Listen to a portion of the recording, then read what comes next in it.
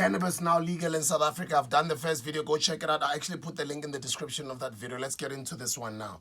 Now I'm about to read the article that just came out this past weekend from the Saturday Star, the early edition. President Cyril Ramaphosa has signed Cannabis Private Purposes Act, which is the CPPA, just a day before the 2024 general elections, rendering South Africa the first African country to legalize cannabis. The CPPA eliminates cannabis off the list of illegal drugs. Apart from adults now being able to cultivate and consume it, people who in the past violated the law by growing and using cannabis will supposedly have their records erased.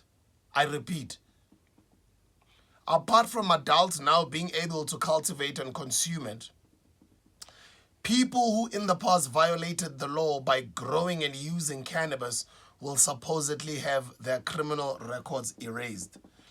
This one is great news because we know how many people got into prison over the past couple of decades.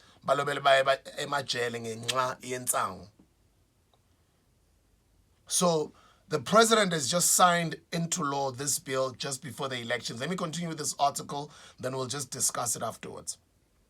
The CPPA criminalizes smoking cannabis in public or selling it and sets limits on how much cannabis individuals may own for private use and cultivation. That is the CMS law. Open code: for a person living alone, the bill prescribes a maximum of 600 grams of cannabis and 1.2 kilograms for 2 or more adults in the same household. Close quote.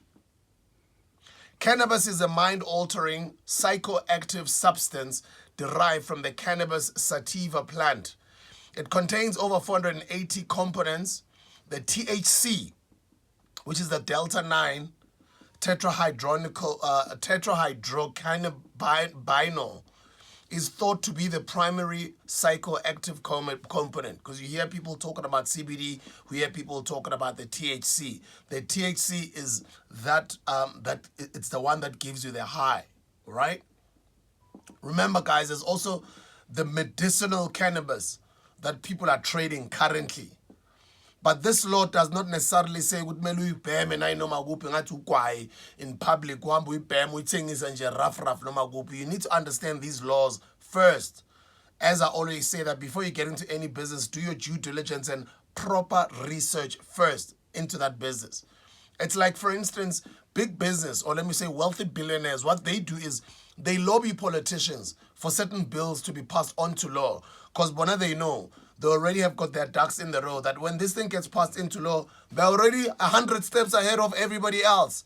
Because they've already been preparing and they've already been using their money to lobby for this bill to be passed through. I'm not saying it's the case with the cannabis law, but I mean, come on, you and I both know how billionaires roll, right? Anyway, continuing with this Saturday Star article. Anything psychoactive is a drug or substance that affects how the brain operates and produces changes in mood, consciousness, thoughts, feelings, or behavior. Cannabis has long been said to have health benefits, which include the benefits of cannabis now: lowering blood pressure, reducing inflammation, preventing relapse in drug and alcohol addiction, treating anxiety disorders, treating digestive problems, preventing seizures, fighting cancer. A lot of cannabis dispensaries have popped up across the country. You've been seeing them due to Section 22A of the Medications Act, which allows doctors to prescribe alternative medications, including cannabis, with a 6-month renewal period.